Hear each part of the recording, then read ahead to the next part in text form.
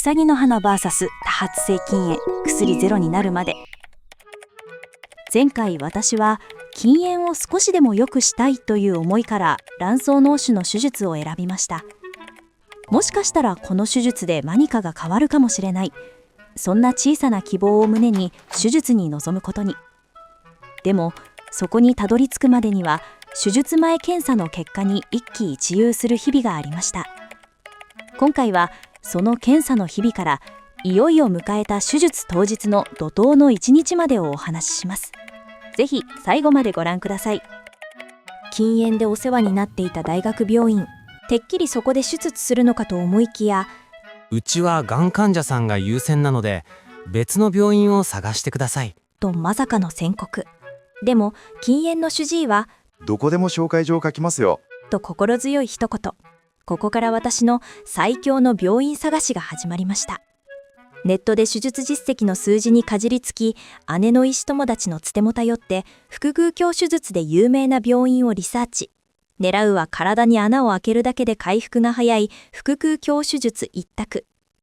納得のいく病院を見つけ、紹介状を握りしめていざ婦人科の門を叩きました。検査の結果、私の卵巣嚢腫は 4.5 センチ。通常5センチ以下は経過観察が基本ですが、今回は禁煙の治療目的ということで特別に手術 OK が出ました。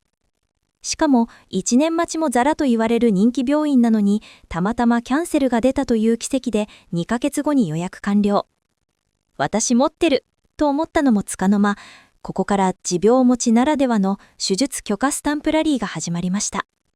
婦人科、膠原病科、そして呼吸器科、全部の科から手術してよしのハンコをもらわないとまな板の上には上がれないのです。順調にスタンプを集める中、立ちはだかったのが呼吸器科でした。実は筋炎などの膠原病患者にとって手術の可否を左右する大きなポイントが間質性肺炎の合併。婦人科の先生からも、もしこれがある状態で全身麻酔をかけると冗談抜きで命に関わるから絶対に呼吸器科で見てもらってねと真剣な表情で念を押されたんです。念のための CT 検査。結果を待つ私の前に先生は印刷された CT 画像を見せながらこう言いました。間質性肺炎の心配はないから手術は OK 出すけど、ほらここちょっと白い丸があるでしょ。これ怪しい影なんだよね。手術の後でいいからしっかり精密検査してね。え、白い丸？影って何？私肺がんなの？一気に頭が真っ白。手術どころか別の絶望が襲ってきました。結局これには後日談があって、手術後禁煙を見てもらっている大学病院に戻ってその画像を主治医に見せたんです。すると先生は1年前の私の CT データをすぐに確認して、ああ、これね。1年前の画像にもあるし、大きさも形も全然変わってないよ。過去の風邪の痕跡だね。心配ないよ。とあっさり解決。いや、紛らわしすぎる。無駄に寿命が縮んだ気分でしたが、改めて検査のたびに一喜一憂する精神的なきつさを痛感した出来事でした。そしてそんなこんなで、なんとかすべての科から手術 OK の太鼓判をもらうことができました。とはいえ、まだ終わりではありません。手術前には体調を最終チェックする術前検査という関門が残っています。手術2週間前、婦人科と膠原病科からオーダーされた最後の検査が始まりました。まずは血液検査。その数なんと合計9本。心の中で絶対項目かぶってるでしょとセルフツッコミを入れましたが、そこは禁煙キャリアの私。これまでの治療で数えきれないほど針を刺されてきたので、採血への抵抗感はもはやゼロ。はい、好きなだけ抜いてくださいと悟りの境地で腕を差し出しました。そして X 線、心電図、尿検査も無事にパスし、ついにすべての準備が整いました。あとは手術当日を待つだけです。そして迎えた入院当日、麻酔科、婦人科、看護師さんと入れ替わり立ち替わり先生がやってくる怒涛の一日。そんな中、膠原病科から現れた先生がこれまた眩しいくらいのイケメンで、おっとっと心拍数が上がりましたが、話の内容は超ガチでした。手術のストレスに備えて、当日は点滴でガツンとステロイドを足しますね。これが私の命を守るための大切なバックアップ作戦、ステロイドカバーです。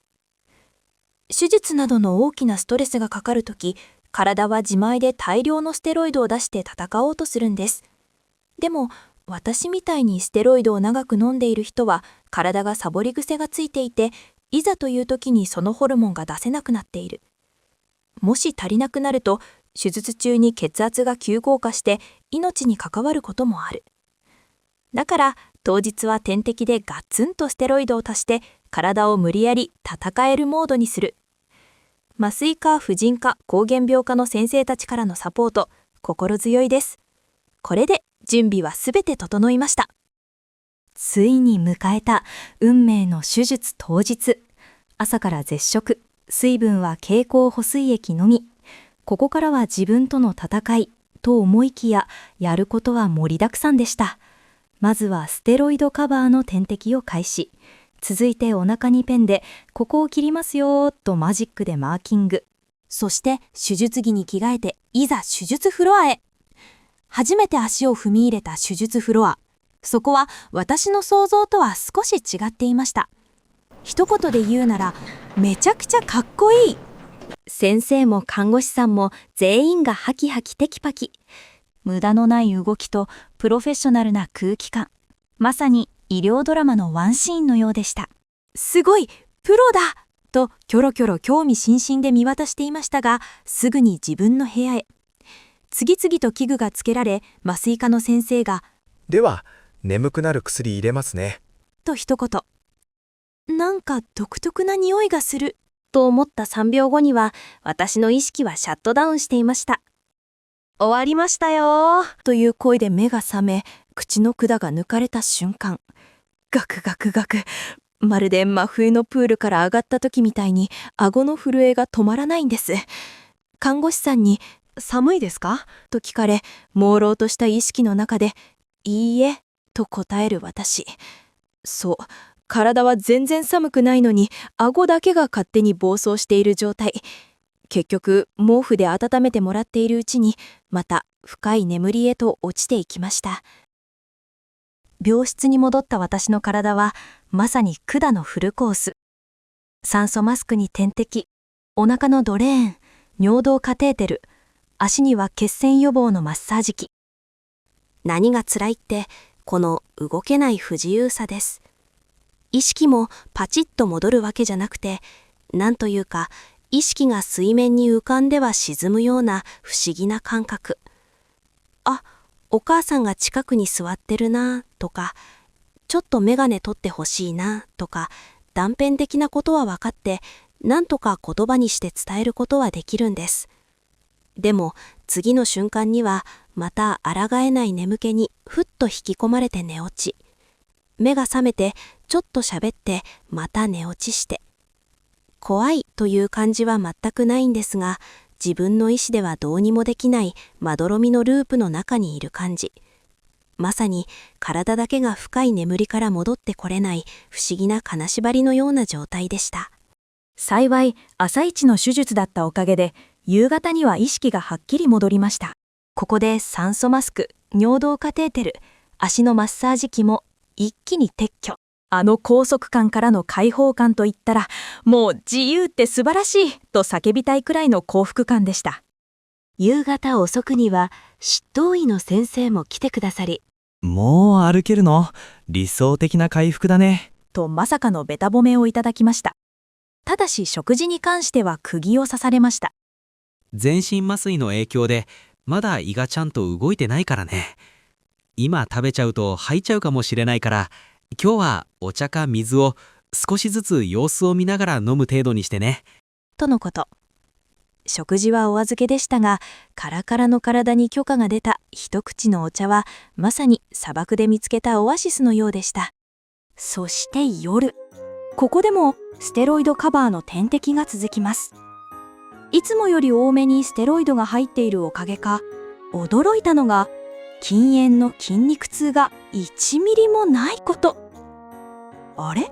手術の傷さえ痛くなければ普段の私より元気なんじゃというまさかの無敵モードに突入していました。